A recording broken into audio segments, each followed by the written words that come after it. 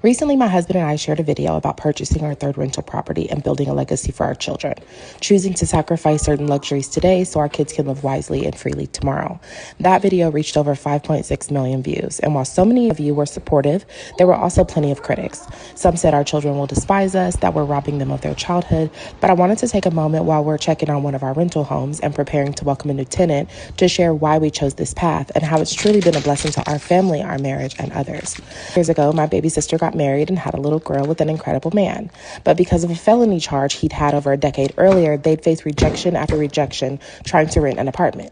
Every year, they'd move again. Every time, they'd pay fees, apply under family members' names, only to be told that they had to leave once management found out. I remember thinking, this isn't right. So I talked to my husband. We already owned our first home at that time, and we were in a position to purchase another.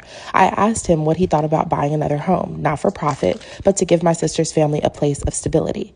Now, I don't usually recommend renting to family, but I trusted her character and her work ethic, and he was an amazing man and an amazing provider. So we did it. We bought our second home, moved into it, and rented our first home to them. They lived there for 6 years, raised 3 beautiful children, and eventually I got to help them purchase their first home when they moved out. The day they closed, I realized something powerful. Real estate is not just about property, it's about purpose.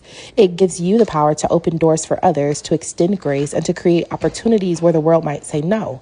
Since then, we've purchased 3 rental properties and rented to single grandmothers raising grandkids alone, families rebuilding after hardship, and people who just needed someone to believe in them. And yes, it's blessed us too, financially, spiritually, and even in our marriage. Because working together towards something bigger than ourselves, something that builds, gives, and grows, has strengthened our bond, our trust, and our shared vision for the future, and the vision that we have for our children.